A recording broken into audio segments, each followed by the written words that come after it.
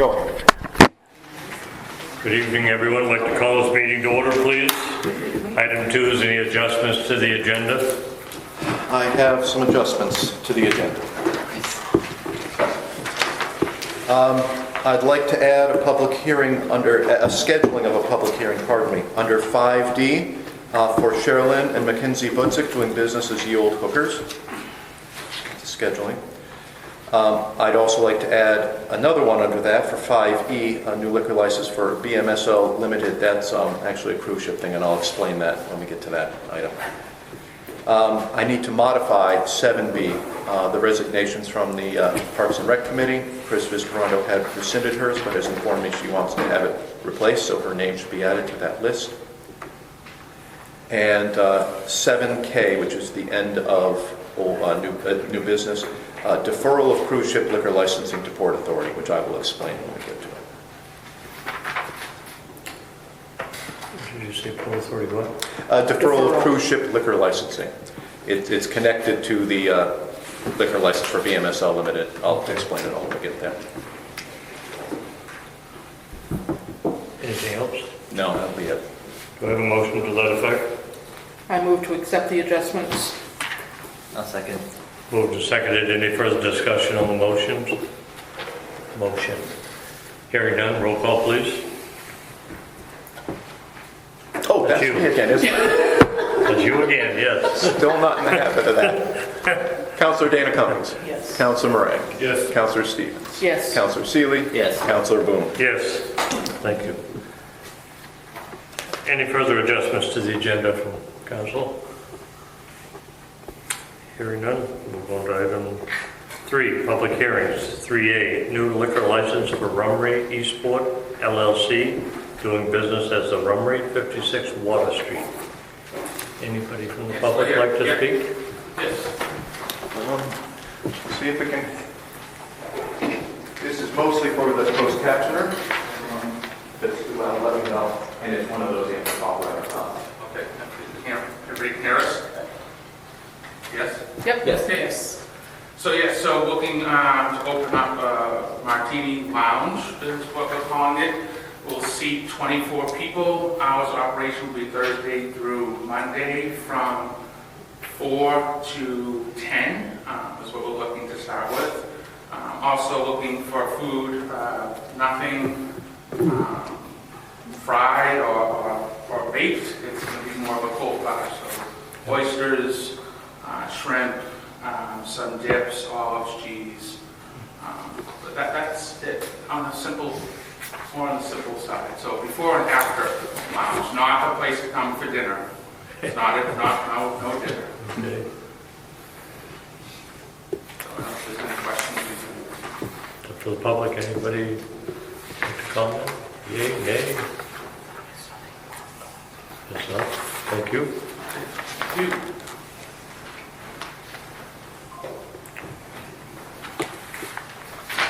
Hearing no other response, I'll close the public hearing on 3A. Public hearing on 3B, proposed 1% raise to sewer rates.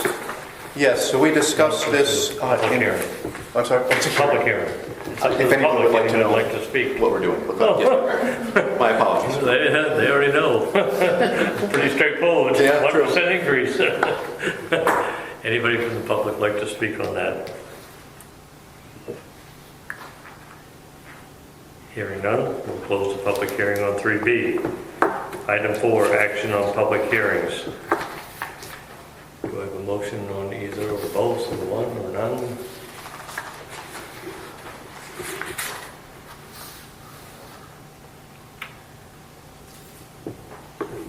I'll make a motion for the new liquor license for Rummery Eastport LLC. Separate. Yeah, I'll second it. been moved and seconded. Any further discussion on the motion? Only welcome. I wish you both very well down there. I think you'll do fine. Thank you very much. Yes. Don't have to vote. Gotta vote. You do have to vote, yes, but any discussion? Now we'll take the vote if anybody else is all set. We are. All right. Roll call, please. Counselor Dana Cummings. Yes. Counselor Murray. Yes. Counselor Stevens. Yes. Counselor Seeley. Yes. Counselor Boone. Yes. Motion on 3B? Brian, the 1% raise is to just secure some extra funds in case something comes up? Yes, I mean, we're still a little bit figuring out how the sewer actually works out year to year, like how much variation there is. As we budgeted out this year, it's pretty much almost exactly in balance, right on there. Should it run over, we have no reserve, and that means it is implicitly funded out of unassigned funds, which is not in agreement with our ordinance. So I'll be asking you a little bit later to establish a sewer reserve fund, and I've got some rules under that. But yes, the hope here is by this 1%, we'll get 5,000 is nowhere near enough to cover a significant overage, but it gets us started in that direction. If we're going to run the sewer on its own bottom, it really needs its own reserve, and we need to start adding to it. Okay. Yeah, tell me. I brought it up before, and I know, I don't know the dollar amount, but I would like to see what went over paid back from the sewer. The only way to do that would be to raise the rates further. Do you remember how much it was? No, we'd actually have to ask the auditors for an official number. I can go back and get you some rough amounts, but we passed the budget in deficit to the tune of $20,000 or $30,000, if I remember right.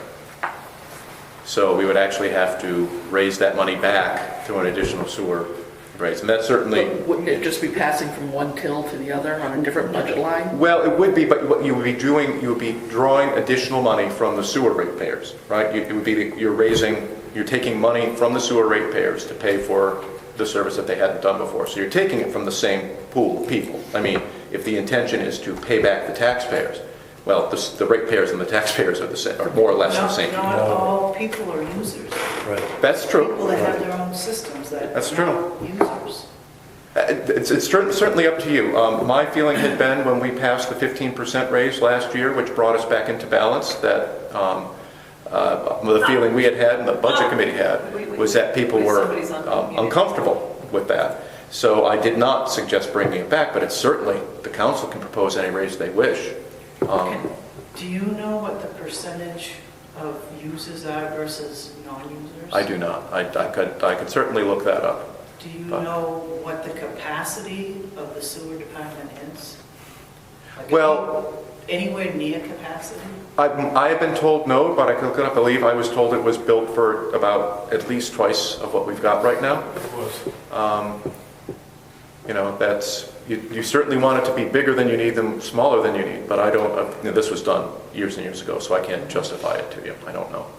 I'd like to know, when are we ever going to be close to capacity, or are we ever going to be? Isn't part of that so if businesses come in, we don't have to add to it? I don't know. But I mean, it's a little bit, it's not as though we can shrink the sewer plant to make it cheaper. I don't think, I mean, I can ask Scott this. These are good questions, To what extent are we, if we had a smaller sized sewer plant, would it be significantly cheaper to run? I don't know.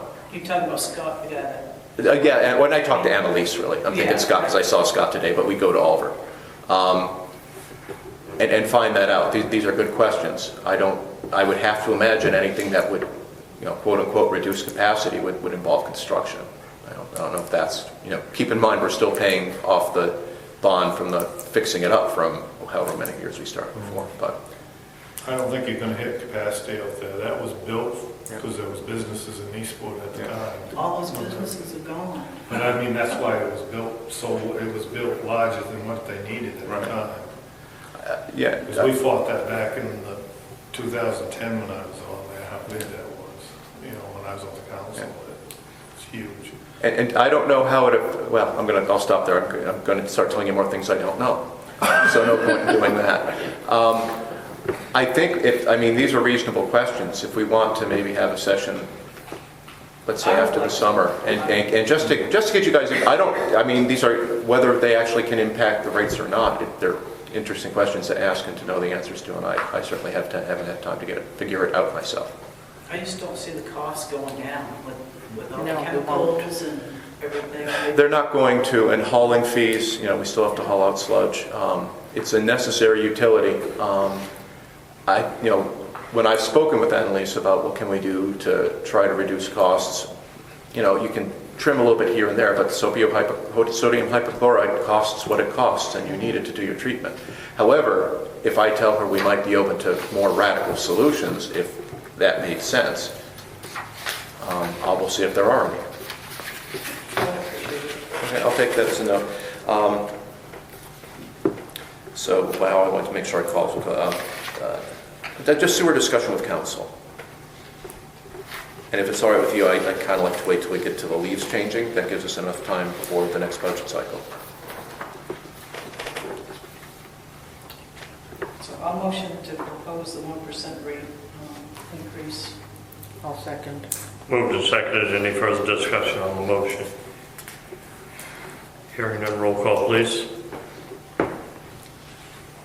You. Yes. Oh, I'm sorry, boy. I'm just sitting there waiting for someone to say it. Councilor Dana I Cummings. don't know. Don't forget. Councilor Moran. Yes. Yeah. Councilor Stevens, Yes, yes. thank you. Councilor Seeley. Yes. Councilor Boone. Okay, I'm sorry, so Colleen moved, and who seconded? I did. Robin did, thank you. 5-0 yes. All right. I think 2 or 3 more of these, you're going to have them down pat. I have faith. We're on item 5, scheduling of new public hearings. 5A is new victuals license for Rummery Eastport LLC, doing business as the Rummery 56 Water Street. 5B is new victuals license for Christina Turner, doing business as Denny's Donuts. 5C is renewal of liquor license for Horn Run Brewing LLC, doing business as Horn Run Brewing, 75 Water Street. 5D is Sherilyn and Mackenzie Budzik doing business as Ye Old Hookers. Yes, and E. And the other one, I just misplaced Cruise one. ship. Adjustments, the BMSL Limited. I move to schedule the public hearings to August 13th at the next city council meeting.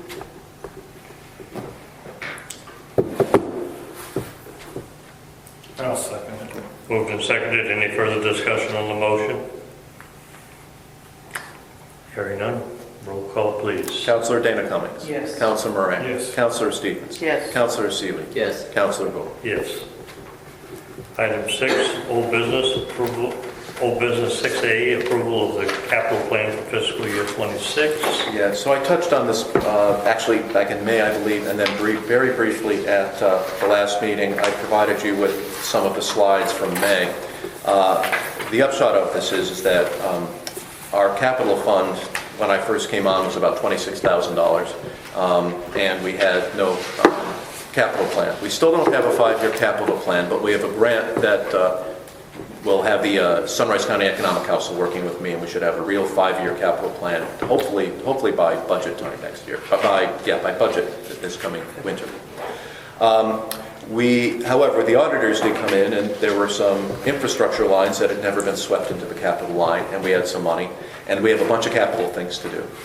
So if you look at the copies of the slides, we're currently sitting on about $235,000 of capital funds. We've got about $66,000 in our reserve line that we'll be able to sweep into that.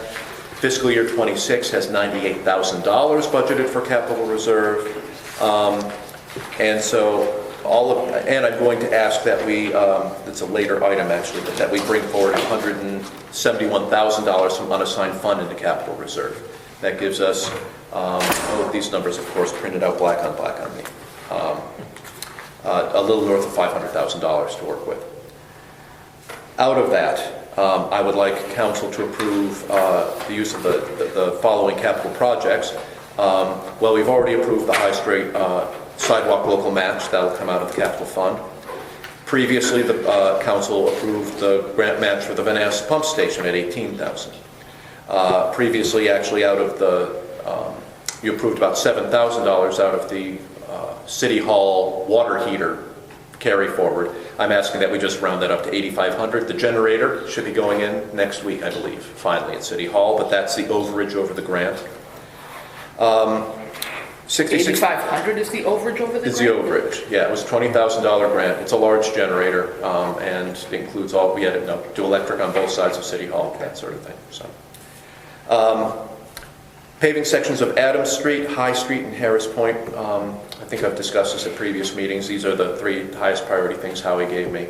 It's not a lot of road, but it's a start. Paying off the 2 police cruisers that we bought out of caution. We're financing them. I'd like to unfinance them, and this year's budget assumes we pay them off. I'll point that out. The City Hall roof. Billy caught that I changed this item from what I presented in May. I had put in $80,000 for both the roof and the interior.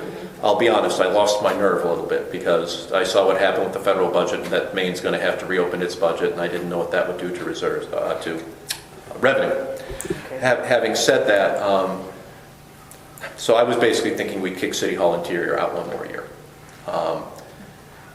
We're getting to the point where we can't do that anymore. Well, the other thing I was going to suggest is if council is willing to bump that to 80 again, I'm just going to look real carefully on that. I'm going to wait until we get into the winter before I commit to spending it.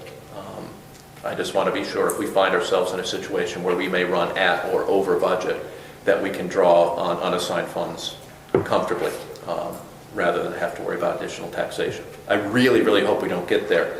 And I've had some people assure me that the state will just borrow all the money and we shouldn't have to worry. But, yeah. Then the following 2 actually will not be coming out of capital reserve, but we've typically made these sort of capital projects part of the budget motion. One is to obtain the cemetery mower, and we actually already made that motion. We can actually take that from the list. I'm sorry that was there. And a new public works dump truck. It's probably quoted out about $250,000 right now that we're going to finance, so it doesn't come out of taxation. And that should keep us used. That's where I think we should be doing. Yeah, because at this point I believe we should be 6 years out then before we're buying another significant piece of public works equipment. Agreed. So that's everything. I'm willing to talk over every item. And certainly here if you have any other ideas. By this time next year, I certainly hope you'll have a 5-year plan in front of you when we'll be talking a bit more rationally about what our future is going to look like. So you mentioned roads. Yeah. Are the roads that you mentioned cut in stone? Because I like putting money up to Harris Point when we got the downtown roads falling apart. I talked to... You know. Harris Point is also falling apart. Well, yeah, I talked- Sections yeah. with 1 lane. Yeah, we got 1 lane here going down through town on, in case you haven't noticed. Not as bad as that. So I did bring that up with Howie. His issue with this is at the very end of Harris Point Road where it's really falling apart. I mean, he says it's reaching the point where he can't really sweep down there anymore. He's cautious about plowing it because he's afraid he's just going to start taking it up. And so that's why he chose that one. The High Street section is from Washington Street to where the sidewalk project will begin. And that one I think is uncontroversial. That we patched that up last year, but that one really is coming together. And the Adams Street stretch is up near the top where it's caving in a little bit. And that's why we chose them. They're more sort of emergency issues. I honestly don't know. So part of what I'm hoping I'm going to learn from Sunrise County is how to estimate working on roads. I did some basic research. I'm going to give you a round number of $1 million a mile right now to grind down and repave a road. I think we have over 20 miles of road in Eastport. We also have a stormwater mapping grant. That was the other thing that Howie's been concerned about, which is that we don't actually know where a lot of our stormwater pipes go. They need to be mapped out. For example, actually the sidewalk project, once I can finally get that up to bid, has some rebuilding of stormwater out there because that was all identified to be looked at. So it's hard to tell exactly, and almost every place has to be ground. That we've paved up so often. That's what he's told me. What we need is a road inventory that's ranked and that we can start choosing. And then out of that, I think we're probably going to be talking maybe a year from now, maybe a little bit more because it's going to take some time. We're going to be talking bonding. I think that's going to be the only way to really tackle this.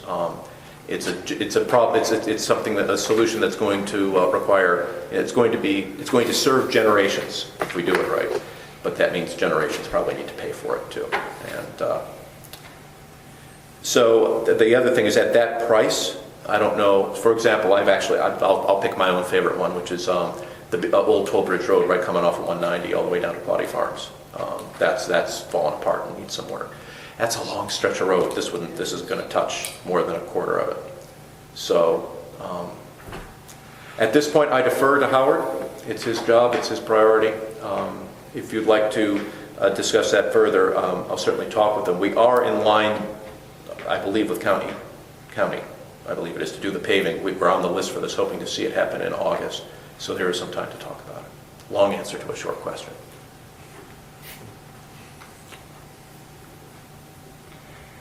And actually, quick, you're not writing this in stone. But I mean, if you really want to discuss it, it's on yours. I can just call this paving.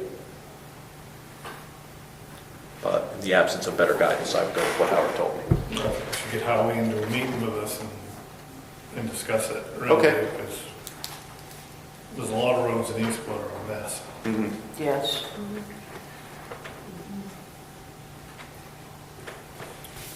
Are they done with their patching also? We still have coal patch. Actually, I haven't been paying that much attention right now. So Really? Why? Yeah. If you have specific concerns, let me know. Okay.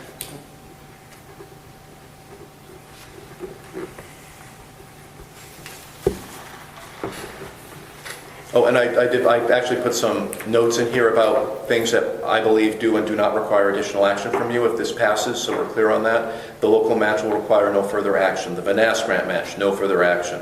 The generator overage, no further action. The paving, we can talk about it, but I was going to say that didn't require further action. Same thing, actually, the payoffs, I'll just go ahead and do. So really, the only thing that needs to be dealt with would be the City Hall roof, which needs to go to bid and then approved. And I wouldn't, the dump truck, you'd have to approve the financing. You've already got a couple estimates on the roof, haven't you? Yes. Much higher than anticipated? Yes, and they're a little bit weird, so I have some ideas about it. Some people have strong opinions about the material we should put on the roof. And some contractors have strong opinions about it as well. And I'm trying to think about how to phrase our bid language to ensure we're properly covered for the material we put on the roof. Gotcha. I guess I would only, as I've already talked to you before, Brian, I've been here 6 years now. This is my 6th year, and City Hall has continually declined inside. I would be very comfortable taking that to 80. I think we owe to the city, the citizens of the city of Eastport, to have a presentable building when you come in there, not looks like a bomb shelter. For lack of better words, and I think also to our staff. Our staff is working in conditions that are not really conducive to what kind of business that we're running. So, and I don't really think it's a big deal to bring in, like, I didn't mention King contractors at the airport. Have them come and just give you an idea. I don't think they We've had some rough things together that I think we need to agree as a staff we want to. I think the staff will tell you I don't pay attention to my environment, so I appreciate that that other people are looking out for them as well. And I would certainly, if council would like me to modify this plan and simply put the 20 back on the City Hall for the roof and the interior, I'm not going to argue with you. I'm worried about pushing the roof out, seriously. Oh yeah, no, I'd like to go to bid on this. Again, with the way things are right now, can I say this next month? I don't know, but I'd like to soon, very soon. Yeah. And one other thing on the City Hall, a number of years ago, we put money away for a custodian. I don't think it's up to our employees to clean City Hall. And before the 4th, one former councilor stopped me and said, I cleaned the entryway because it was disgusting. And I said, thank you. But maybe that's something that we could just sub out to I will try to take find somebody. I mean, there's plenty of Airbnbs out there. They're cleaning them every hour. So honestly, this is one of those things where when I came on last March, no one was cleaning. I know. There was a $900 line, and we said, well, no one was cleaning. So we took and 900 wasn't enough anyways. And we took it out, and did I mention that I don't pay attention to my environment? earlier, yes, you did. Yeah. So just keep that. I think we should look into that. Okay. Yeah. Okay. Noted. I mean, unfortunately, that's my to-do list, but noted. You're okay. And I know, Brian, that you have many things on your plate at many times, so it just, I'd like to see some stuff happen there if we can. If you can, you can. So at this point, we're only looking at some sort of a workshop or a meeting about the paving? Yes, if I'm understanding the council's desire right now, if we just adopt this by calling it paving for now, and we bump City Hall to 80 grand, and we take the cemetery motor off because it's already been approved, I would be happy with that. May I ask a question? Sure. Does the $80,000 for City Hall, is that interior or does that include the roof? That includes the Both. roof. Both, yeah. Hopefully. Yeah, I mean, that's not enough money to gut the interior and Oh, no, rebuild it up. No, it's going to be to make it more Spruce it up livable a and get little. a floor on it, essentially. Yeah. Get a wall? Yes. I'll make a motion to approve the capital plan for FY26 with those changes. I'll second it. Been moved and seconded. Any further discussion on the motion? Hearing none, roll call, please. Councilor Dana Cummings. Yes. Councilor Moran. Yes. Councilor Stevens. Yes. Councilor Seeley. Yes. Councilor Booth. Yes. 6B, introduction and scheduling a public hearing for amendments to the firearm ordinance requested by Councilor Seeley. Yeah, so in the current firearm ordinance that we have, section 2 is actually outdated as of October of 2015. Section 2 states that it's unlawful for anyone to carry a concealed firearm in the city of Eastport. And as of 2015, the state passed a law where concealed carry without a permit is limited to people who are 21 and older, with the following exceptions: if they're active duty, armed forces in the United States or National Guard, or has been honorably discharged from armed services. So what I'm looking for is just to remove section 2 in our current firearm ordinance. I Mainly think there might be because, a couple of other things that are outdated in that too. My apologies for I knew I was forgetting something when I left Dallas today, but it was my notes for that. But yeah, section 2 a lot of it's outdated. effectively needs to go entirely. Yeah, it's in But there. there are some other pieces that need some work too. My question was, and I don't know the ordinance well, and I don't have concealed carry permits, so I don't know the issues. My question was, if the intent is to harmonize with existing federal and state law, is there anything in the existing ordinance that needs to be retained, or is the ordinance superfluous? That section is completely superfluous, and there are a couple of others that have some pieces that either have been superseded by state or federal statute, and one piece that has been made outdated by a U.S. Supreme Court case. So, in any case, if I understand the charter right, to be able to go ahead and schedule a public hearing on this, we need something in writing that would be going to public hearing. So, so AJ submitted this, which I believe I may have given you 2 months ago when we Yes. first brought this up. If this, and it is roughly approximate, enough so that you wouldn't need a second hearing for the changes you're proposing, it would be acceptable to go to public hearing, but are you suggesting we actually need to draft something different before we go? Probably you should have something that covers some of the other pieces as well. Okay. And frankly,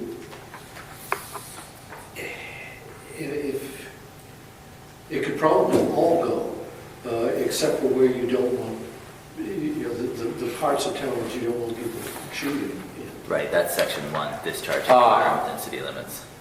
The rest of Okay. it is. That's really the only portion that we need to keep, Yep. which isn't, it's not in that one. I put up for you, no. Because honestly, I was just a little bit confused because I'm so used to having the current ordinance with the language being stricken out.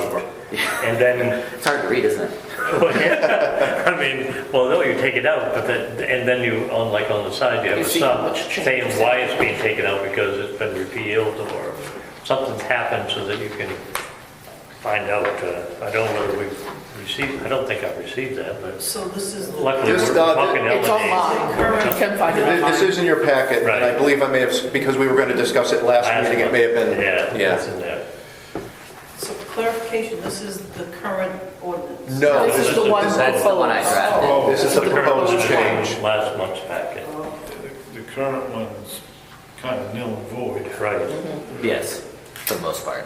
Yeah. For the most part, And it was with talking with you, and we decided that instead of just replacing it, just taking out what needed to be taken out. Okay. It's no longer valid. I guess, and well, we haven't done quite what we need to go to public hearing then, right? I think we need to sit down and just get make sure it's, I mean, if we could safely say, your proposed change is to strike all of the ordinance except section 1. Then that's pretty crystal Or clear. I mean, you could do that, that would be sufficient. If you think Right. that, I just don't know the ordinance well enough to know. No, not in this one. Not the existing one. The existing one, section 1 is the section that Okay. underlines discharging within the city limits. Right. And I think that's the only portion of it All right. that actually needs to stay. So my reading is you can comfortably say that. The only reason, and of course all you're doing is scheduling the public hearing, you're not making any determination on whether you're voting for it or against it. Should, out of the public hearing, you decide to make more changes that would substantially change what had been brought forward, you'd have to go to another public hearing. But hearing what you're saying, I believe you can move to schedule a public hearing to amend the firearms ordinance by striking all but section 1.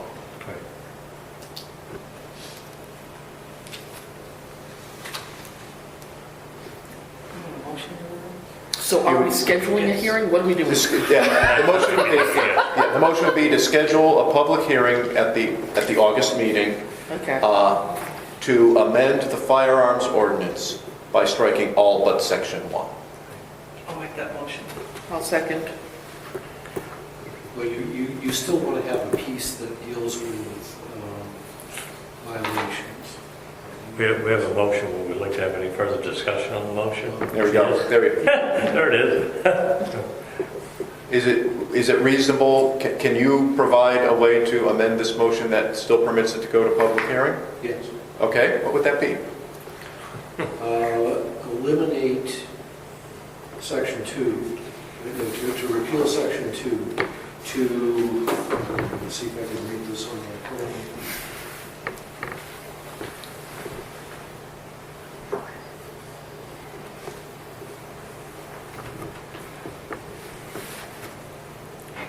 The violation provision of it currently states that upon violating this ordinance, the person should be punished by a fine of not more than $500, period.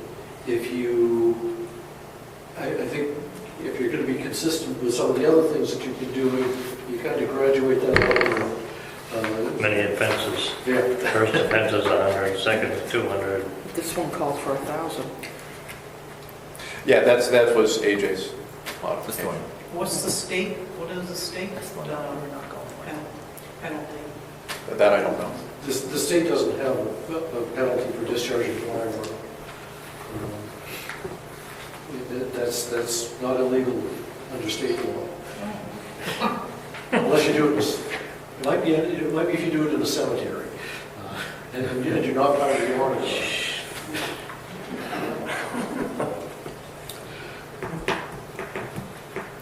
Let me just propose again further. So if the intention is to retain the violation section, again, I'm trying to get it so you can go to public hearing.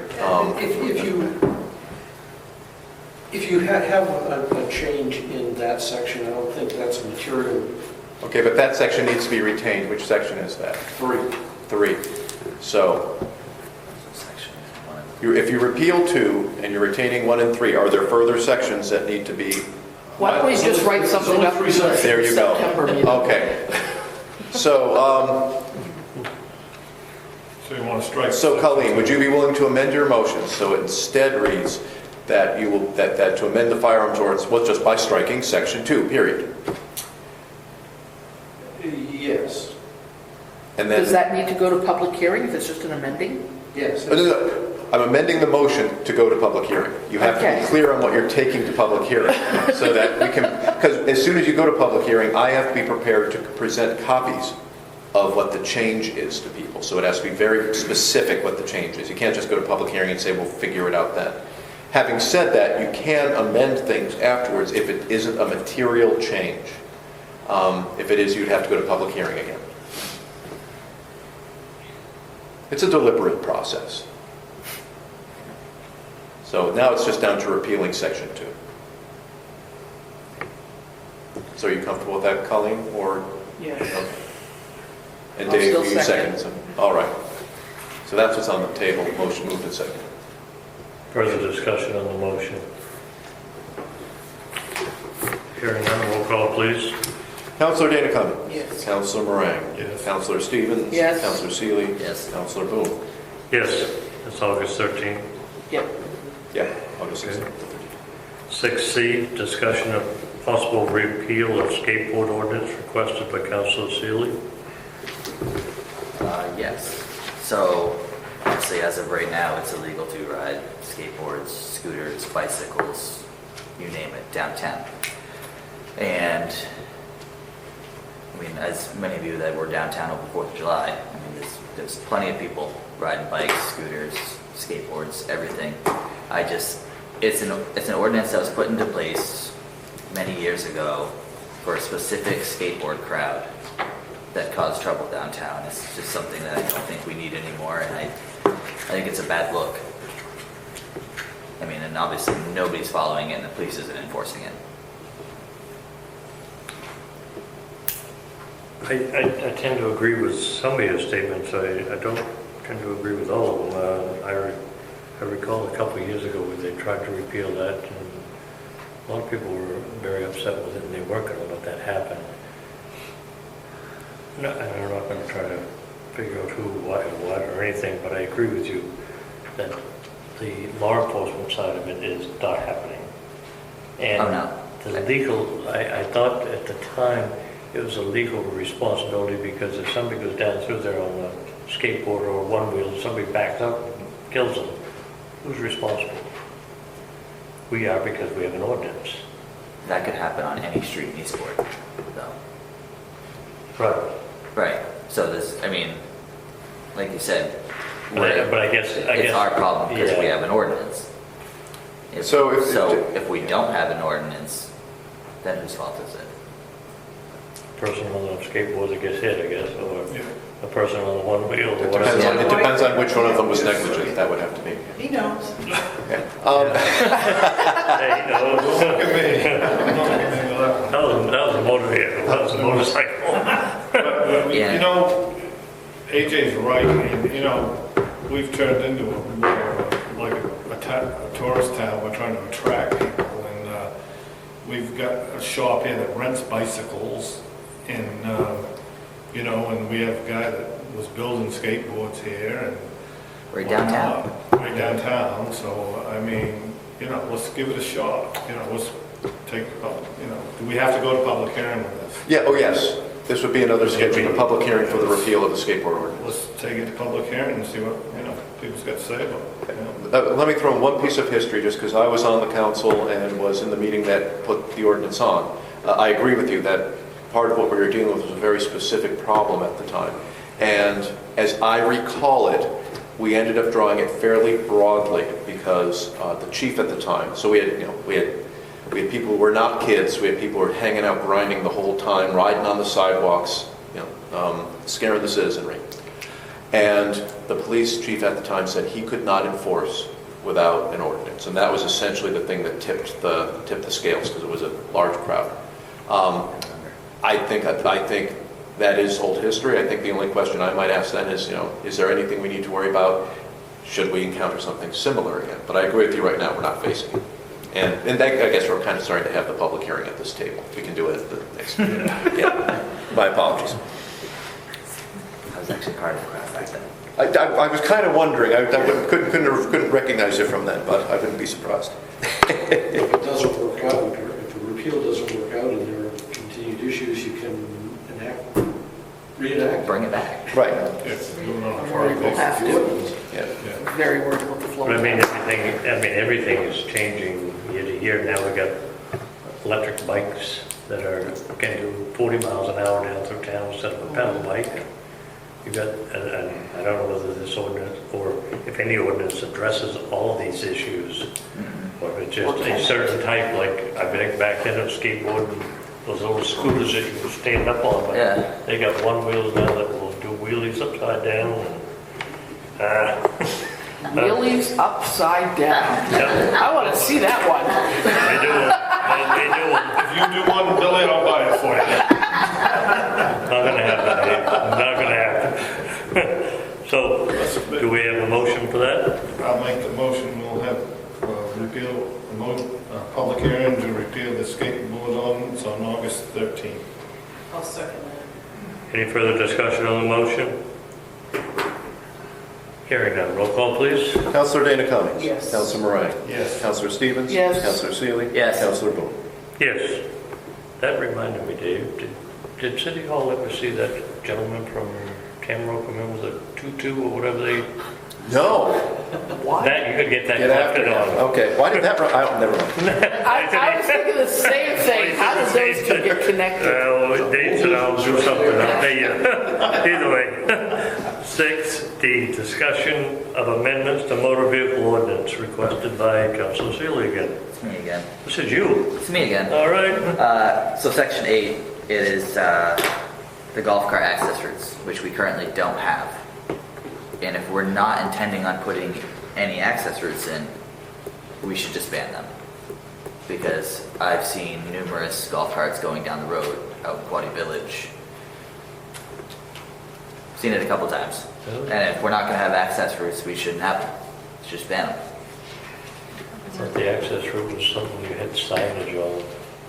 Right. And then- Because I think at the time they were talking about Seaview using them on the campgrounds and they just put a sign on each end saying golf cart access. It might be, I honestly, because you actually were deeper into that than I was, so I don't Yeah, remember I- the discussion. I didn't- Interestingly, the night of the public hearing, Vicky was the one that brought this very issue up. I didn't know the golf carts in Quaddy Village, but maybe. Yeah. So if the motion, actually, again, from the charter, as you're making the motion, it's not like you can say, no, we're not going to have a public hearing if you want. So if it's as simple as, This was just a discussion, and Oh, yeah, okay. if we want to decide to go to public hearing. Okay. But I just think that if we're not intending to put signage up for access routes, that we should just ban them and eliminate the confusion. Yeah, I don't think. you can hold I a, was never under the impression that the city was going to stop doing this. I don't. that wasn't my understanding. Mine Yeah. either, but, I don't have any problem.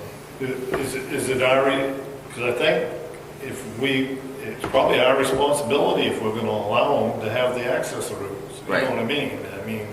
I was under the impression we were going to put signs up. I think it's the city's Okay. responsibility. I mean, and AJ's right, if they're out riding around and we haven't got access routes, Yeah. it probably falls back on us.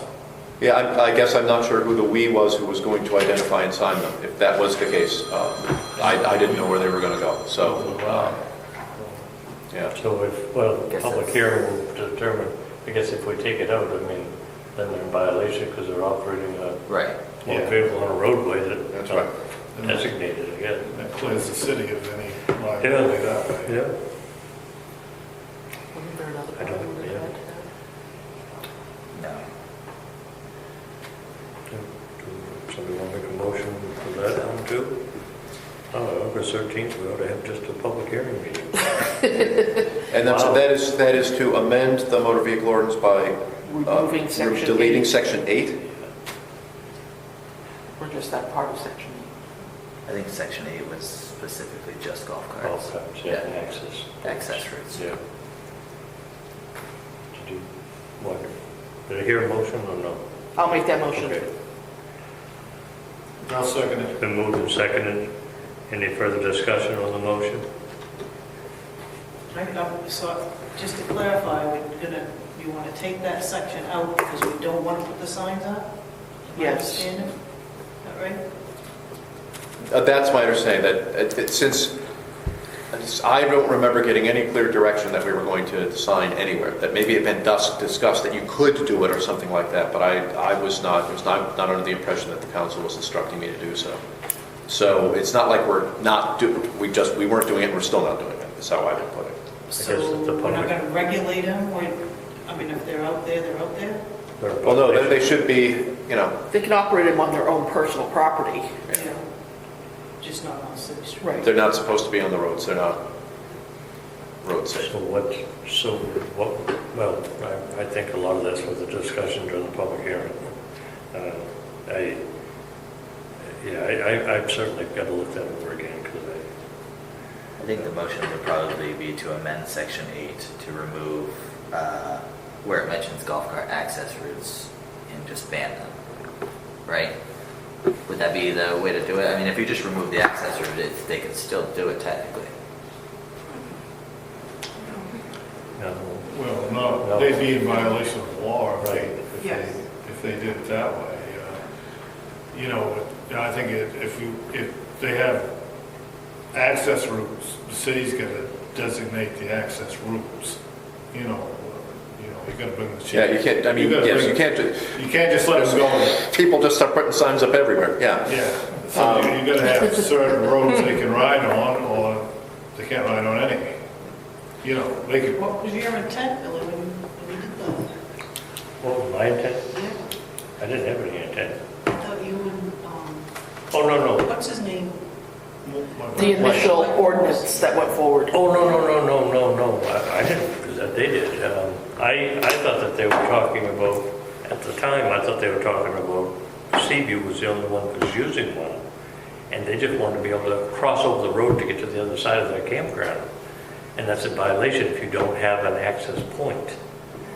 And I said, I think that, to I me. think they would can be- cross the road from one piece of property to another if they own it, but I don't think we can let them ride over streets of Eastport unless we designate a road for them to go on. Yeah, and I don't think that was the issue. And the only other issue that I thought we had was, and I really don't like to bring up people's names and stuff, but in Quaddy Village was a gator on the road. Right. But that was going from down the road to another piece of property that the same gentleman owned. But that's not a golf cart. Farm track and that. Yeah. Vic. Whoops, she got the ordinance. I'll wrong. let you guys read this. Uh-oh. Oh, we're in trouble No, now. you're not in trouble. You can't read out loud? Nope. Jesus, that's small. In Maine, well, I don't know where this is from. Well, from whoever wrote it, I guess. Golf carts can be used on public roads under certain conditions, primarily on roads with speed limits of 35 miles or less, and only designated as golf cart access routes by relevant municipalities. I apologize because I was not on the council, but I remember a couple here in town that bought a golf cart and wanted to use it on the walkway, and they turned it down. I think that's where a lot of this golf cart issue is coming up, but So if the intent was, Does so that say they have to or they can they be? can be. Carts can be used on public roads under certain conditions. Well, that certain conditions is up to the operator, I guess. Well, I can- I think they got to be marked as, Up to the they got to be municipality. marked as an access route. I just sat through 4 hours, 5, almost 6 hours of BMV training. I'll go look this up, but yeah, there's all these different classes of secondary vehicle have different little rules around them. If the intent was to allow the Seaview to cross the road, and that is technically illegal, we could certainly, I have no problem declaring that as an access route and putting a sign there. And But- only if designated as a golf cart access route by the relevant municipality. So we as a municipality would have to, Buy the signs and put them up. Can the I access maybe route. suggest, I think there are enough questions here, because I'd maybe like to give MMA a quick call and say, really, do we need to have a separate ordinance just to allow someone to cross 12 feet of road in Use a my camp? phone? Yeah, no, right. That's all right. That's all I get rid of it. But I can make that inquiry, and then maybe I'll talk with AJ, and if at that point you still feel you want to bring something forward, let's draft something concrete at that meeting to bring forward in September? Yeah. Okay. Yeah, absolutely. I mean, my whole point was we need to either Do put it or- signage up or get rid of it. Yeah. Because Okay. I've seen people riding around on other streets than Norwood Yeah. Road. Okay. So, So no action needed there right then. We'll talk, and we'll either talk about an access route next time or talk about a concrete change. we had a motion and second, or? I don't think, No action. we're not taking action right now. Yeah. Okay. All right. Thanks, Vic. 7, new business. New 7A, request from the Port Authority for special events for large cruise ships on August 24, September 17 and 18, September 27, October 9. Yeah, so these are all ships that have 2,500 or more passengers, and the port has asked if they can use the fisherman lot. In addition, I've actually, part of the reason we scheduled Chrissy, and I won't go into all the details right now, is I need to be making sure our ordinances for vending, food in the street, all that stuff are properly enforced. If these are not special events, anyone who wants to sell food out of the fisherman parking lot probably needs a victualler license, which means they need a public hearing before they can be given that license. Technically, they might also need a mobile vending unit license, which is another $100. But if If it's a special event, event, everything's suspended. which is fascinating. Which is fascinating. I think we probably need a review of our ordinances and a discussion about how to better structure some of this. But given that we know how many people get off those ships and that the port would like to maximize people's ability to sell, I did speak with Howie. It's going to be the port's problem to make sure that the lot is clear and everything else. And unless council has an objection, I'm going to allow them to use the electricity without making a big deal about it at this point. We're going to have to do a better job next year. But if that's the case, that's why we're doing it. We're primarily doing it, A, so they can use the lot, and B, so we don't have to get mired in bureaucracy with vendors. Are you going to block off downtown, these big ones? Almost certainly. Okay. If council has a specific request, but yeah, we talked about it. At the very least, yeah, we'll block off downtown. As you know, if the big 4,000 ship per person ship comes in and they all get off, it's going to be blocked off de facto. But yes, I think we had a good experience last year and we learned a lot about it. And I'm trusting that Chris and Howie will do it right. So they do go down to Bank Square. Yeah. They don't block off to Newbury or Fast Five, Newbury. It's beyond the fishing pier or Yeah. fishing lot. Is that fishing park. going to hurt any of the, I'm glad to see these ships come, but is it going to hurt backing trucks down in there? Yeah, the pier, the fish pier. In the fish pier, because the Fish. lobstermen, that's the only place they got to go with breakwater, That's right. I can certainly You get to talk to Gardner about that. talk with Chris. I mean, how do I want to put this? The issue with the lobstermen using the pier is purely a port problem as far as I'm concerned. Yeah, it is. Yeah, I don't think I hope it's- he's considering it. They spend a lot of money. The ability to move down C Street is in our purview, but Yes. I will make sure we talk about that. He must be hearing it, but I will follow up. Yeah. Well, I'm sure he is. That big one's on a Sunday. I don't know if they're still, They can't lobster on Sundays till after September, so that would probably be all right. And to be clear, by passing special events right here, you're not automatically Yeah. making a decision about what gets blocked off. That's something I'll work with them on. And if you have opinions, let me know. You're just going to make it so that they can use the lot and people can Set up. vend from there without additional paperwork. So do I have a motion? I move to make August 24th, September 17th, 18th, 27th, and October 9th special event days for the port. I'll second. Further discussion on the motion? Hearing none, roll call, please. And that was you, Rhonda? Yep. Counselor Dana Cummings. Yes. Counselor Moran. Yes. Counselor Stevens. Yes. Counselor Seeley. Yes. Counselor Boone. Yes. 7B, acceptance of resignations of Almost everyone. Everyone except Donovan. the entire Parks and Recreation Committee except for Donovan. Yeah. True story. I'd say last name.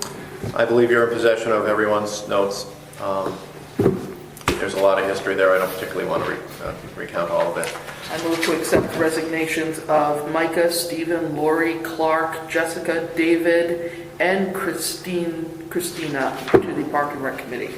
I'll second it. Moved and seconded. Any further discussion on the motion?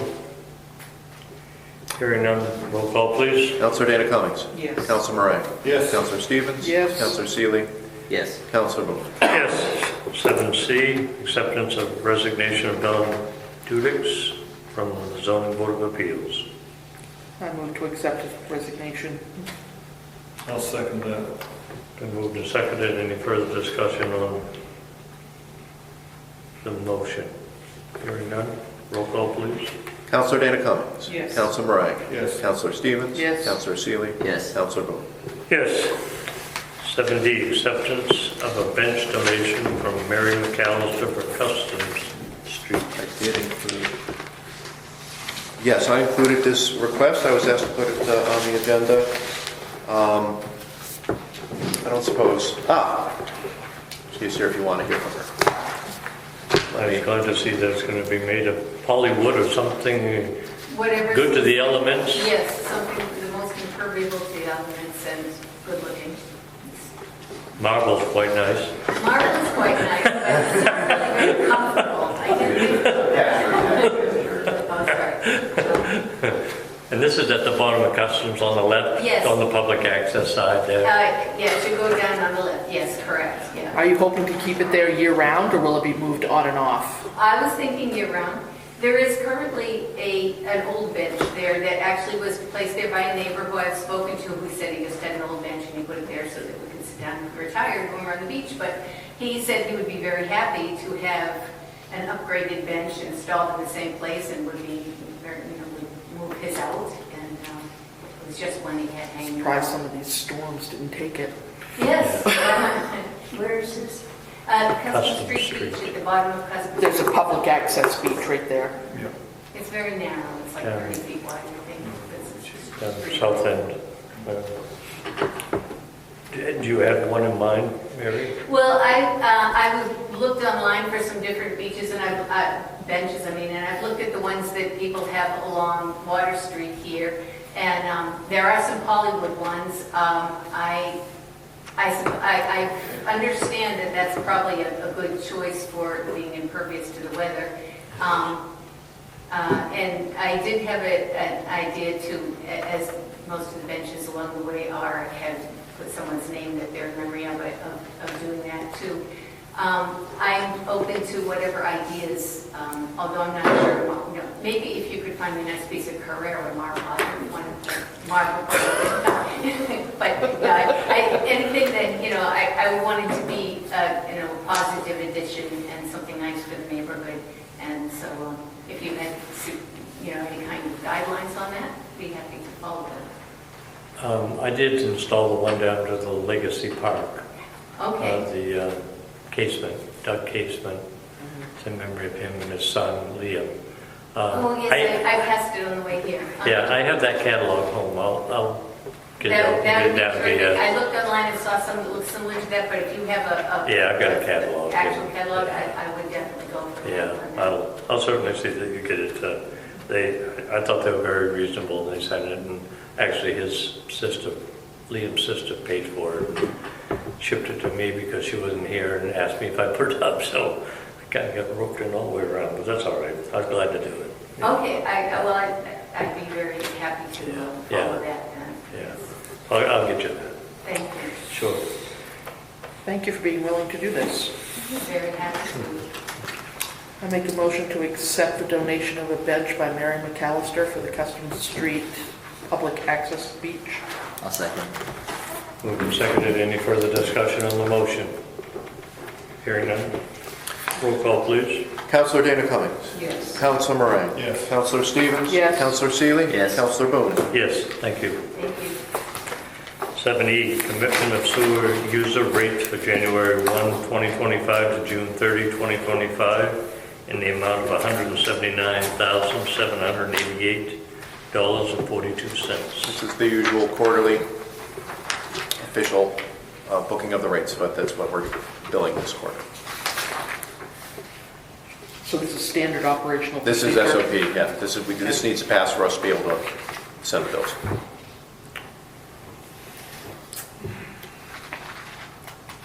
I'll be honest, I don't know why. It's been done ever since I was on council, but it's required. I'll make that motion. Yeah, and actually, I'm sorry, I actually did not give you the form. I can read this to you, but yes. No, It just- she got it to me late, and it needs to be signed by you, so I only made the one copy. But we, the undersigned municipal officers of the municipality of Eastport, hereby certify and commit to you a true list of the sewer rates established by us, yada, yada, yada, yada, for all properties who are required to pay a sewer rate to municipality. And then it's stuff about a period, the pages in the book that are attached to the certificate, and that you are hereby required to collect from everyone a total of $179,788.42. That we're already collecting? Right, this is so the water bills come in for the billing cycle, for each billing cycle, and then when we get ready, and then she enters into our system and we make all of our adjustments and we figure out, this is how much we bill everyone this year, right? Because the billing amount changes because there's some usage base in there. And that's all this does, is takes that amount and says, yeah, we're going to send the bills. Colleen has Already made a made a motion. motion. I will second. Now, is there any further discussion? Hearing none, roll call please. Counselor Dana Cummings. Yes. Counselor Moran. Yes. Counselor Stevens. Yes. Counselor Seeley. Yes. Counselor Boone. Yes. 7F, approval of sewer reserve policy. This is not terribly long, but since I want us to be able to create a fund, it's generally considered good practice to have some rules about what you're going to do with that fund. And so this policy just states we're going to try to hold 5% of the operating expenses, not counting contributions to reserves. We're not going to do that as well, but inclusive of all of that. That if expenses exceed revenues, the amount goes into the fund. If the revenues exceed expenses, I went the other way around. If expenses exceed revenues, we draw from the fund. If revenues exceed expenses, we add it to the fund. The only thing that might be controversial is I suggested that we should attempt to build the fund in 1% increments. We're actually already behind this year. I didn't push that on the sewer fees, but I'll pick it up in future years. So that we attempt to build the minimum balance no more than 5 years from its establishment. I've seen this language in a bunch of other fund establishing language. It's not required, however. I think it's good practice. So we don't get hit with a huge increase at some point. No, I mean, and you can always modify this. This is a policy. Policies don't require public hearing. They do require approval by council.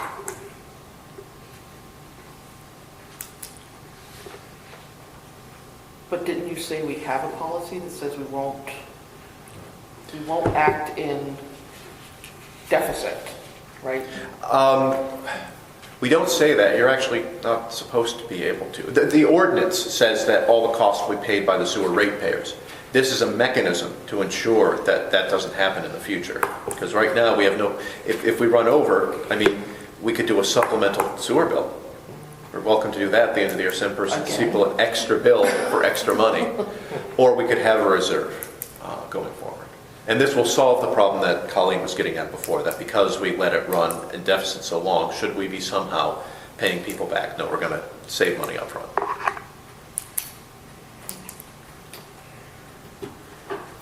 I move to accept the sewer reserve policy. I'll second. Moved and seconded. Any further discussion on the motion?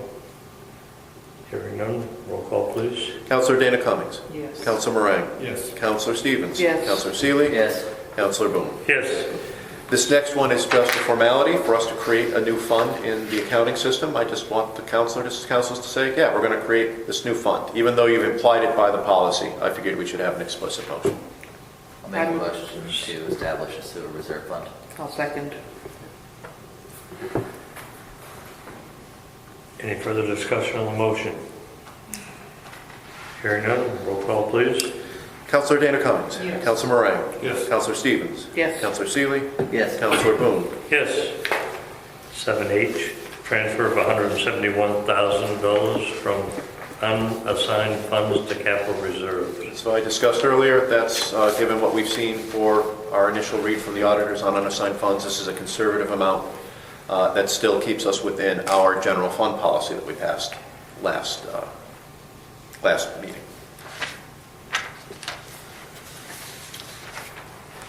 And to be clear, this is not an expenditure, it's just moving it from one pile to another. Well put. Yeah. My command of English is slipping the later we go into the night, yeah. Do I have a motion? I'll make that motion. I'll second it. Moved and seconded. Any further discussion on the motion? Hearing none, roll call please. Councilor Dana Cummings. Yes. Councilor Moran. Yes. Councilor Stevens. Yes. Councilor Seeley. Yes. Councilor Boone. Yes. I'm sorry, I was laughing and didn't. Who made the motion? Councilor Moran did. Okay. Councilor Seeley second. Okay, thank you. 7I, transfers of non-LRAP carryovers to unassigned funds. So, yeah, so I've been talking about carry forward since I got here, I think. That when they're carried forward for a specific project, they're great. When they're just amounts of money that are sitting there that are going to be spent for something, I think you're better off letting that either go straight to your capital reserve or letting it lapse into unassigned funds. What's the difference? Capital reserve and unassigned funds? Yeah. Well, unassigned funds are the extra money you have if something truly terrible happens, right? And so we passed a policy last time. I'm going to get the exact numbers wrong. I think I said between 11 and 14 weeks of Right. taxation in there. That's our cushion. That's just prudent. You have to have it there. Capital reserve is a pile of money you say we're going to spend on large, non-recurring projects that the city needs to do, typically. I know there's actually a statute, Dennis, that talks about capital, but it has one sentence about what that means, and I don't know if it's any better than what I just One said. big dump truck. No. Right. Right. So the unassigned funds you don't plan to touch. That's what I would put there. That you sit on because that's your catastrophic. Slush fund. Well, Yeah. it's also potentially that if something catastrophic happens, you need a cushion just to cover, we'll be getting tax bills out hopefully the week after next. We'll have the commitment done next week and the tax bills out after that. And then people don't have to pay. So you need to have a cushion to make sure that you're covered during that period.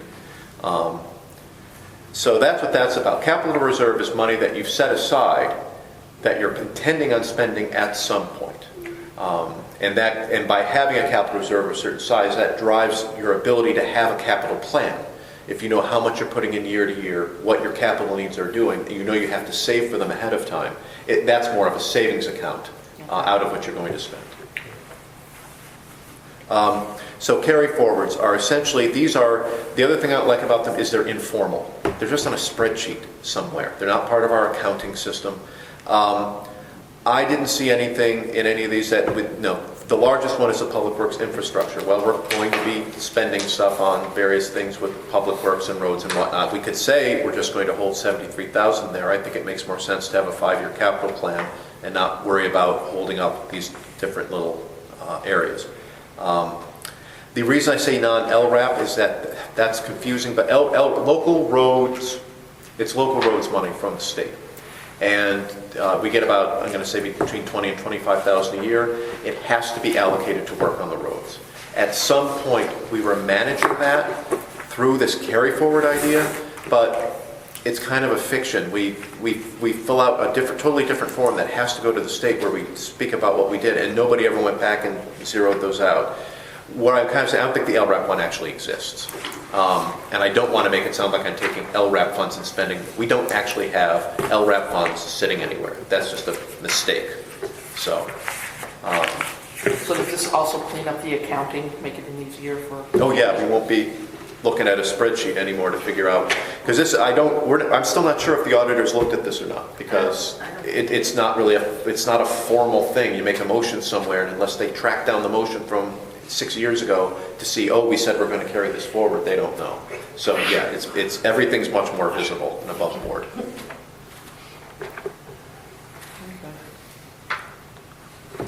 I'll make the motion to transfer non-LRAP carryovers to unassigned funds. I'll second that. Moved and seconded. Any further discussion on the motion? Hearing none, roll call please. Councilor Dana Cummings. Yes. Councilor Moran. Yes. Councilor Stevens. Yes. Councilor Seeley. Yes. Councilor Boone. Yes. 7J, appointment to the Port Authority Board to fill Gilbert Murphy's remaining term. Do you want to speak to this, Billy, or? I certainly can. The Port Authority has sent us a letter. They would like to see us appoint Chris Bartlett to Gilbert's seat on the board. As you know, Chris lived right next door to Gilbert, and this is one of Gilbert's wishes, that if his time was up, that the board would consider Chris. Chris has many years of Thank you. experience on different harbor committees. I think he's over 20 years on the harbor committee. He's experienced building. So, Is he interested? oh, very interesting. I'll make that motion. I'll second. I heard Dave first. Yeah, He's an excellent choice. He is. and the board is unanimous on that decision as well. Moved and seconded. Yep, any further discussion on the motion? Hearing none, roll call please. Councilor Dana Cummings. Yes. Councilor Moran. Yes. Councilor Stevens. Yes. Councilor Seeley. Yes. Councilor Boone. Yes. 7K. Yeah. Port Authority Michigan. This one is weird. And I don't know, Dennis, if you have any insight into this. When a cruise ship docks here and they are serving alcohol in their own restaurants to their own passengers, apparently the state of Maine wants them to have a liquor license, an on-premises liquor license. I am under the impression that they have been obtaining them, but they've been obtaining them and the Port Authority has been approving them. It's Port Authority property. And the Port Authority charter, I don't know if you've read it, I actually hadn't read it too carefully now. The port actually is given extremely broad powers. It's a little frightening. Disturbing. We have a situation right now where one of the cruise ships, I got a call from the state saying they wanted us to approve it. And you approved them for a public hearing today just in case. Because should that be a problem, we have we have to publish, we have to go to public hearing, we have to come back with it. I was speaking with Chris today. He is of the opinion that the Port Authority should be able to continue to move forward this. And he has suggested the following rather lengthy motion. And again, Dennis, if you have an opinion, we'll see here. Before I go on, I don't know, it's up to the council to decide if the city has a compelling interest in handling these licenses. My own inclination is not, and so when Chris told me that it had been handled by the port before, I did not raise a question. I'm not clear why the state has permitted in the past and is raising an issue now. And Chris asked if this was his part of what he suggested is actually the state is not clear on what the Port Authority is, the liquor board, which I think is probably fair. It's an odd. You think so? Dennis doesn't think so. Fair enough. Here's the motion Chris proposes. Given that the Eastport Port Authority was established in law to construct, operate, maintain, repair, and replace piers, terminals, industrial parks, transportation, and warehouse facilities along the Eastport waterfront, the City of Eastport agrees to defer approval of on-premises liquor licenses requested for cruise ships that are docked at facilities owned by the Port Authority to the Port Authority Board. This must be for alcohol that is consumed on board by passengers of the cruise ships only. This deferral is only for licenses granted for dates in calendar year 2025, but may be renewed at the council's pleasure. So basically, we're saying we continue to let the port deal with it. I thought you were going to make a face. Yeah, I'm making a face because I'm not sure that the Port Authority has the authority of the municipality. the Port Authority is a quasi-municipal entity. It is granted specific authority by the legislature. What is not specifically in that charter is reserved to the legislature. And the legislature has put the responsibility for that licensing process onto the municipality. Not the quasi-municipality, the municipality. So I'm not sure that you can further pass that off onto some other entity. I want to research that. My initial reaction is that they don't have the authority to grant it. Only you do. So, I anticipated this. So at this point, as far as I know, there are ships coming next week. They have been approved, one way or another. I do not know if there are ships in between them and this ship that's an issue, which is why I asked you to retain the public hearing. I don't, Dennis, I'm just going to say this, you tell me if I'm completely wrong. They could certainly pass this motion, and the state could say it's meaningless, right? Yeah, and the risk, I guess, isn't necessarily to the city. It is right. to the cruise line for perhaps operating without a license. By Chris's reasoning in this, for example, they could run the casino without state approval if Port Authority's done that. I'm fairly confident that that is not the case.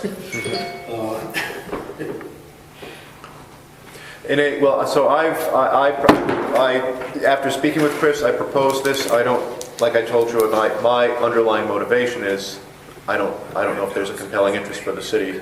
It doesn't get us any more revenue, correct? No, Just more headache. if we have to approve it. However, I mean,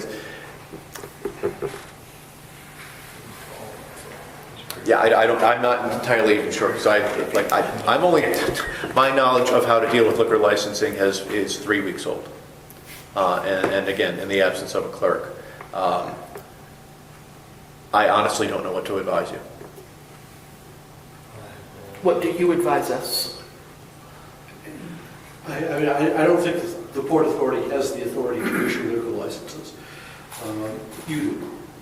It specifically says in there the municipality, and the port is a quasi-municipal entity. And the legislation that creates the Port Authority does not give them the authority to establish liquor licenses, nor does the legislation that requires the municipality, in fact, to do so. So if we don't pass this, we are now... Nothing has changed as far as I'm Public concerned. We will deal with the ship that's there, and if there's a problem with the port, I suppose it's possible you may get a request for a special meeting to schedule some public hearings. Okay. It's a lot of cruise ships.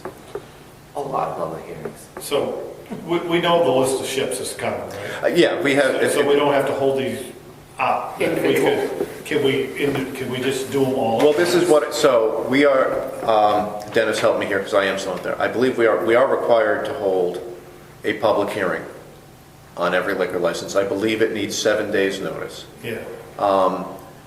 And that may need to be a published notice. So we might have to throw it in the advertiser or something like that. But at this point, I've not been, the one that we have on here, we're fine with all our usual deadlines. The question would be I'll have to tell Chris tomorrow, nope, didn't pass it. If it's a problem for you, you need to tell me what your schedule is, and I'll get to you guys at that point. Yeah, because if we could just pass, do a liquor license for, all of them that's coming. So you're going to do it, I don't know if it's for Just do it each. at one time, so we Yeah, won't hold and them. I honestly don't know how it's structured. This particular vessel, I believe, is visiting us more than once, and so I think it applies to the vessel, but we'd probably have to do it for each vessel. Okay. Because that's going to change. But you can do it within each one. That big one is August 24th. Yeah. Our next meeting would be, September 14th? So you've got 3 there, and then September 17th, you could just do it. So again, at this point, yeah, Do them all at once. as soon as we get stuff together, it's going to be in Chris's court and the state's court, frankly. Yeah. If anything's not currently licensed or the state decides to do something, they'll get back to us. I'll just tell them we did not pass this, and I will wait to hear what we need to do next. But be prepared for the possibility of, I'd like to have a meeting in 2 days to set some hearings. But I also think that I'm hearing Dave very clearly, that we need to do it for the entire cruise ships, because that schedule changes weekly. They take people off. You don't want to be holding back. I honestly don't know what it looked like, right? We haven't seen, I know what it looks like when we do our own liquor licenses and what comes from the state and how we approve it. I don't know what it's looked like up until now. Yeah. So, Well, a call to Bar Harbor or Rockland or Portland can probably get you a real quick answer. I don't think they are talking to Chris. yeah. I really don't. But general point taken. Yeah. But again, I think it's got to be. Right now. It'll have to be in the port's court to tell us what they need, and then I will, as soon as I know what that is, I'll of course try to do it the most efficient way possible. So you won't need a motion on that? No, we don't need anything on No that. No. action. All right. Item 8, minutes of previous meeting. Yes, you have the most recent minutes. 7A, minutes of June 11th, and regular meeting, and minutes of June 18th, special meeting. I move to accept the minutes. Second. Both said? Yep. Yes. Moved and seconded. Any further discussion on the motion? Hearing none. Roll call, please. Councilor Dana Cummings. Yes. Councilor Moran. Yes. Councilor Stevens. Yes. Councilor Seeley. Yes. Councilor Boone. Yes. Item 9, city manager's report. I have a city manager's report today. It's been an interesting month. So first off, 4th of July. Very much thanks to the police and public works and to the people of Eastport. It was a good 4th of July. Things went really well. In particular, I want to call out the police because we did it with no unnecessary contracting out. We were able to assemble a full-time and part-time roster, which meant we could keep it all with people who are actually on the Eastport Police roster. So if anything happens, the people who were involved could do the paperwork and everything else, and it went really well. The chiefs worked really well on having good working relationships with the sheriffs, with Pleasant Point, and just other departments in general, and federal agencies. We had support from Border Patrol and whatnot. Should anything have gone seriously sideways, we had a lot of people on our side. We have a memorandum of understanding with the Coast Guard right now so that we can have mutual response. So I felt pretty calm safety-wise during this one, even though we were kind of experimenting a little bit to see what it would look like. And actually, I mean, of course, we did have people from other agencies just coming down, because some just think it's cool to be here. So that went pretty well. It is. Yeah. I will say, this is my second 4th of July. It's the second year where I felt how shall I put it, the energy in the street after the fireworks was intense. There's like this kind of, and we've had stuff happen. That's when things happen on the 4th of July is afterwards. I just want to acknowledge that, and that I'm going to talk with committees that run the festivals and maybe with some of the businesses downtown about making sure, that we feel more comfortable with how things turn out at the end there. It's just a little, I'll leave it at that. So, 4th of July, but we got through it. It's the thing I'm most nervous as a still new city manager. I didn't have to be responsible for this before, and it came out really well. City Hall, first of all, Ella is out of the hospital. She's still in Portland. She's getting PT each day. Still in Portland? Yeah, she's still in Portland, but she's out of the hospital. She's with her sister, and still no schedule for her return until she feels comfortable that she wants to talk about it. You know how Ella is. We're going to leave her alone. We have a little bit of back and forth. We have Teresa Porter in, ex-clerk from Calais, as kind of she's not acting as clerk, but she's our clerk consultant. She's going through Ella's stuff and making sure we're on top of things. We're getting her into some of get her into the election system and some other stuff, the things I really don't understand that I'm worried about. I want to make sure I thank everybody in the office, but especially Cammie and Tabitha, because they've been running phones for us. Victoria was in the last 2 days because I was taking BMV training, so I can somebody needs to know how to do some of this other stuff. So Lita is working full-time. That's not what she signed on for. and she's carrying everything. She's carrying most of the burden right now. We're slowly shifting it off from her. We are by appointment only. I gather there are some people who are not happy about that, but let me tell you, if everybody who had called in for an appointment the first 2 days of last week had shown up at City Hall, you would have had a riot. We had like 15 in there. The simplest possible renewal takes between 5 and 10 minutes. Complicated ones can take half an hour. I would frankly much rather have people a little irritated that they can't get in right then than to come in and have to walk away. And we've been able to take care of everyone who had their paperwork ready. We were able to take care of right when they got there. So I do want to phase it out, but until we hear more about how Ellen is doing and whatnot, we're going to stick with it.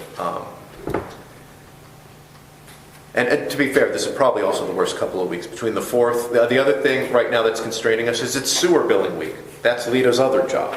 So we're actually taking very few appointments tomorrow and Friday because we have to get all those out in the mail. Next week we'll start to free up a little bit.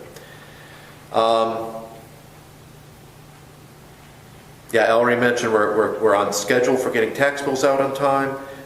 Sewer bills are going out on time. I'm issuing clam licenses, so we'll get that taken care of. We are in the beginning interviewing for the part-time position, so I hope to be able to report in that more detail. And I think that's pretty much it. I just wanted to, about City Hall. We're doing well. It is stressful. It's a lot of it's the things we don't know that make us nervous, but we're getting to know a little bit more each time. We are very far behind on BMV reporting, but I think I understand it now, so I think we'll be able to move forward on that. That kind of thing is just sort of constant. I have one last thing I have to note. Today, we've been informing a bunch of citizens there are some checks missing from about 6 weeks ago that were deposited at City Hall. We cannot locate them. We are asking people to if we don't have their check, to stop their payment and issue us a new check. We will pay for the fees. We are looking into what happened. The police are aware, and I will give you more information on that as we go forward. But we were having people, we actually asked the police to go out and distribute it to people to make sure they knew that it happened. We don't want anyone's check hanging out there, and I should be able to give you more information on that at our next meeting. And we've spoken, and our auditors and our insurance are aware if anything else goes on. At this point, we don't think there's a significant loss, but we'll know later. And I believe, unless there's something anyone else remembers that I'm doing that I forgot about, that's all I have for you. Thank you, Brian. Item 10, council liaison updates and issues. Well, one of my committees blew up, so I'm one down. But before they did, I met with a couple of the members. They are going to form a park and rec club where they can do primarily everything they did as a committee without having to deal with having to post your agenda and having to post the minutes, but they can still come up with ideas and present things. So they have chosen to go that way. One of the last meetings that they did was look at a parcel that they felt was public access to a beach, and we think they're right. Yeah, that is it's on the list. I have not been able to go down there and confirm and see what we need for signage. Based on the tax map, it looks like off of Bayview Cemetery, there is a direct route right onto the beach. So signage for that, probably saying access only sunrise to sunset, because there are some residents down there who aren't thrilled with that idea. But it is city-owned.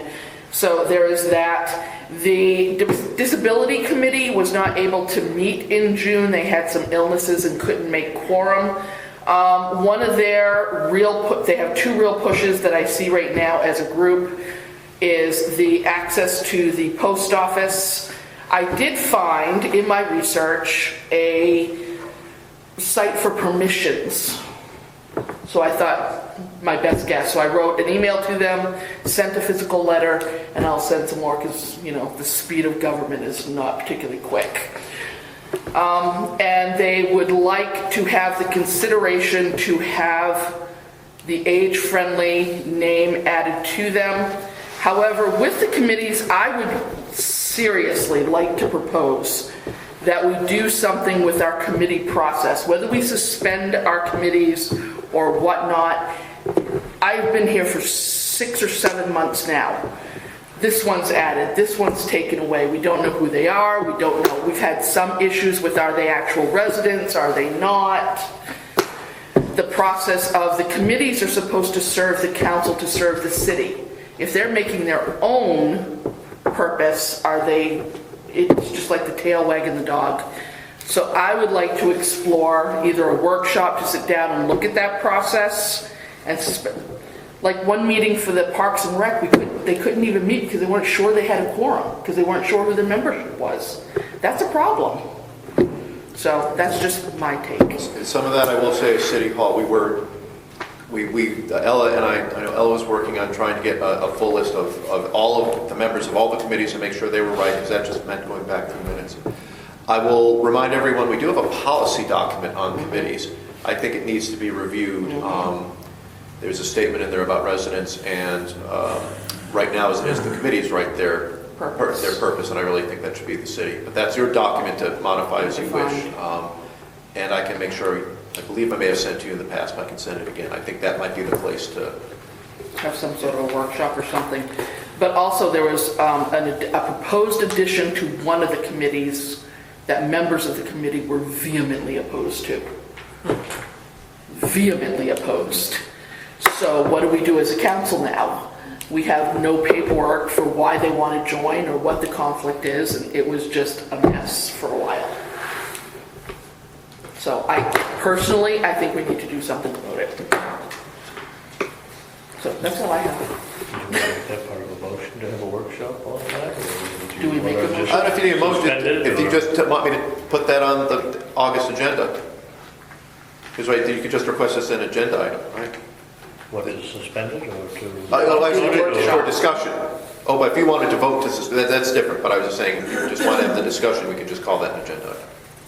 I just didn't know whether that suited what they were asking. Do we want to do a workshop and look at the policy? What do we want to do? Or do you want to say that's your problem? No, I certainly agree with you. I certainly agree with you, because it's every meeting, you got people coming on, people going, different reasons, they get upset, they don't like us anymore, whatever. It doesn't matter. I certainly would rather do a workshop first and have everything on the table, and everybody have points and concerns and bring them out, and then try to come to a meeting with some kind of decision. But I'd lean toward a workshop first. Do you want to do that as part of August or no, a separate date? August is full. Okay. Public hearings, September, maybe. Yeah, well, I mean, we could do it sometime in August or September. I don't think there's any rush. No, I mean, but it does need to be addressed. yeah. Yeah, Okay. September would be good. Let's... Says the person not teaching. Early September, I guess. Oh, yeah, we go on the second. Let's just maybe discuss our next agenda meeting, Yeah. and we'll carry it that way. I'll let you guys bring it forward. I think that's very fair. AJ, anything? Nope. Colleen, Dave? I got a few, sorry guys. First and foremost, as council president, I am very disheartened to see some of the community members talking about our city employees. The people that have stuck by us, they are getting through the worst time of their career probably. Some of the comments has been that Ella quit because of us. Seriously? I wish people would speak the truth, or at least know the truth before they speak. I'm going to leave it at that. I don't want to continue on dwelling on that, but I do appreciate our city employees, each and every one of them, from City Hall, right down through the police department, highway department, all of them. They do an excellent job. The 4th of July went very well, I thought, with the police department. I only heard one major complaint, and probably everybody heard it. The trash is overflowing. The trash is a problem. It always is. And we can maybe talk about how to deal with the biggest problem with the trash is there's no way to pick it up. When the streets are filled with people, you can't bring the truck down to fill it all up. And so they do a good job. Yeah, I know, at the end of the night, the place looks like there's been a riot. And by 5:30 in the morning, it's like, was there even a 4th of July? I know. But in the middle, I get it. And we'll have to talk about maybe more creative ways of getting down there. Well, the only other thing, and I noticed a couple people put up their own personal trash can at other poles where there wasn't a trash can. And the other thing, like some of the venues I've gone to, if somebody goes around and pushes it down in. So it's not all overflowing because the big cups and the styrofoam things, it adds up real quick, but if somebody's there to push it in. This was a high volume garbage 4th of July. I don't know why. We pulled a lot of bags of garbage this year. These are some of the things that we can build off of. I will make a note. There's got to be something. And you're right. But if that's starting to stand out to people, we will. It's about every other year it stands out to people. Yeah, but I think if we got, maybe every pole had a trash can, maybe that would help. I don't know. But certainly something there to talk. The other big issue I had a lot of comments on was, are we ever going to shut down Water Street to one way? We're working on it, but we have a business at the end. So I hope we're still gearing in that direction. A lot of people would like to see that downtown one way. I know there was talk of there being a study at some point. We can't, the few leads I've been given, people like, well, I was interested in that, but I didn't work on it and anything else. I can't find a document. At this point, I guess somebody has to talk with Maine DOT. We need some official suggestions on what's appropriate here. He said he'd come to me. Yeah. He said he'd come to me. Because the place seems to be the one that has a lot of the 18-wheeler trucks. Yeah.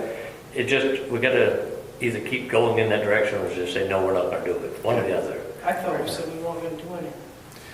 Well, I think we had all these great ideas, and then AJ brought up the 18-wheeler, and we all right, and that's where it landed. But I mean, I don't think it's going to happen this year. I might consider only small vehicles downtown. No, a certain size or something. I mean, I suppose this is maybe why we want to talk to Maine DOT, just to get ideas of what makes sense. Another thing is, would it be reasonable, at least in the season, to restrict large trucks to certain hours of the day? Right. But the only concern is, of course, once you start changing the pattern, you run into the possibility of people going the wrong way down the street because they're confused. And so we'd have to talk about.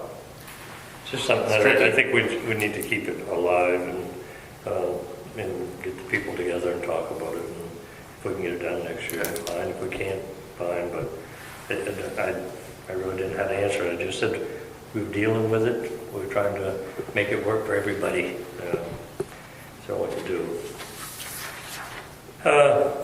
Garden Club, I know my wife is the president of it, Chris is a member. I don't know how much the city of Eastport can thank them for what they have done between the hanging plants and all the gardens that they take care of to make this city beautiful. So many people go by that Friendship Garden and stop and take a picture. And this is all by volunteers. Not public works, not city employees, volunteers. And we need to say thank you. With that being said, we're all getting really old, so if any young members. I was not going to say that. No. I'll say it. Okay. But they have done a beautiful job this year, and they need to be recognized. I think, I'm not 100% correct, but just for councils, I think Gilbert services are going to be next Saturday, the 19th. If anybody's interested in going, kind of keep an ear out for that. Airport advisory meeting went well at our brand new facilities. Acoustics was a little something to deal with, but we're working on it. Daryl was there with us, and Chet and Victoria and myself and Bob. Bob came in near the end, yeah. And Pete stayed outside, he didn't want to get involved. But nonetheless, it was very nice setting out there, and that is a nice public building for us to use. And everything they talked about the airport, wings and wheels, and they're looking forward to doing another one next year, maybe not as big. We got Dave on traffic control next year, they mentioned that. He did a good job. Last but not least, the senior center. Today's word was 3 weeks. So we're getting very close. Actually, they plan on painting the kitchen this week, so it's coming along. It's a little longer than we anticipated, but I think the seniors are well packed and ready to move. I haven't been over because I haven't had time to get over, but they're looking forward to it. And as I keep trying to tell Dale primarily and of the other ones that I see, this is going to be a new experience. You got to get out there and try things. I guess at the last meeting they were confused about, do we have long tables? Do we have round tables? Do we have padded chairs? Do we have folding chairs? You're going to have to try these things and let them all work out, but they'll get through it. So I'm looking forward to that by the end of the month or somewhere around there. And I right now have a key to the place, so if anybody wants to go in and take a look, I'll gladly take them out. I don't intend on keeping the key. I'm just keeping it in case somebody's got to get in there to do plumbing or lighting or whatever they got to do. And that's about it for me. Is there any conversation about continuing bingo to generate revenue? There was some conversation about it. First of all, they said the licensing was quite an ordeal to the state. Or, because like I said, just try to do it once a month, not once a week. And especially during the winter months, when people want something to do. I don't think the committee's at that point. I mean, right now they're at a point of strangling each other because they want it this way, I want it this way. They're saving all the equipment. Oh, everything's out there, yeah. No, nothing's going there, everything's still right there. I think it's just going to take time, once they get in there and get everything cleaned out. Committee has a meeting and they can decide. And I know I've mentioned it before, but they could easily have, like, the Coast Guard do it one night, the firemen do it another night, even the council do it one night. I mean, I think if you do like a toy bingo or a food bingo, I don't think we were required to have the same license. Right, But yeah. you could Well, they generate revenue that They way. do bingos at the senior period now with like different gifts and things. Not at the current senior center. We don't do bingo. Wow. I remember one of the meetings that I went to. Since I've been going, they haven't been doing bingo. Really? Yeah. They do trivia and Yeah. other stuff. Yeah. Bingo. But they are at least talking about it, so that's all I got, folks. We're on to item 11, public forum, public open forum.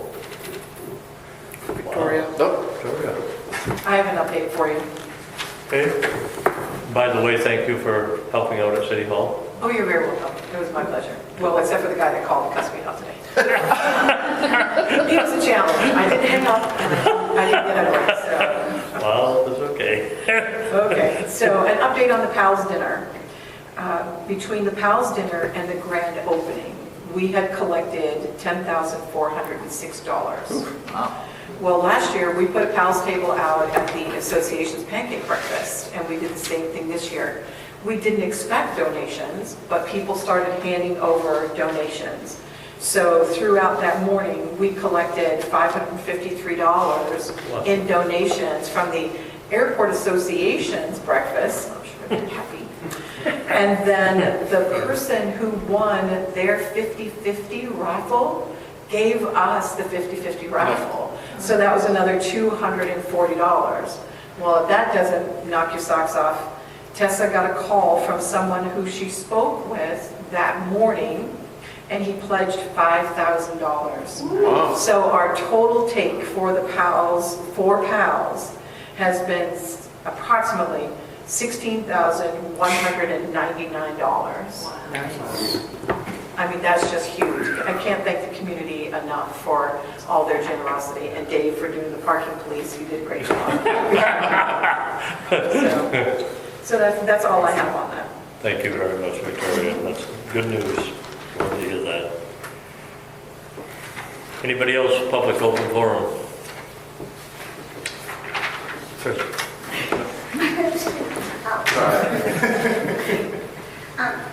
Do I push the button? It should be already on. Okay. What I want to know is, Is there a chance we can get job descriptions of what the person at the airport that we have hired is supposed to do? So that we're not duplicating services? You mean the part-time airport supervisor? Yes. Is this the right place or not?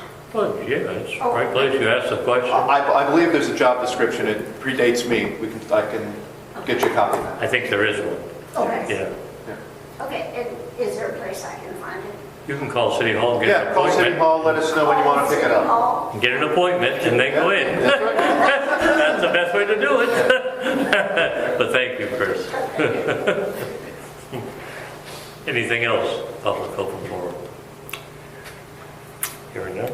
Well, that closed. Item 12, executive session. I guess we need a motion to go into executive session.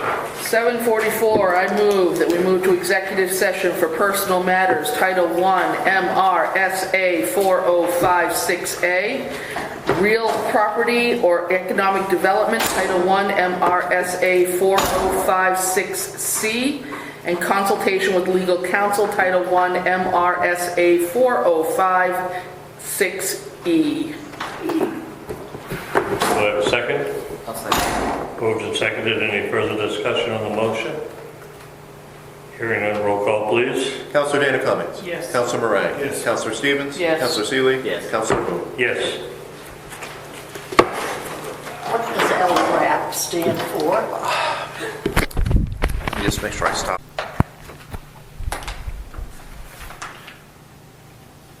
Okay. Item 12A is a motion to come out of executive session. 8:18, I move we come out of executive session. I second that. Moved and seconded. Any further discussion on the motion? Hearing none, roll call, please. Councilor Dana Cummings. Yes. Councilor Moran. Yes. Councilor Stevens. Yes. Councilor Seeley. Yes. Councilor Boone. Yes. Item 13, action from executive session. Is there any? There isn't any, is there? There is none. Hearing No none. action. Hearing none. Item 14. Motion to adjourn. Second. Moved and seconded. Any further discussion? Hearing none, roll call. Councilor Dana Cummings. Yes. Councilor Moran. Yes. Councilor Stevens. Yes. Councilor Seeley. Yes. Councilor Boone. Yes. Done. Thank you. Second, we are not yet cleared.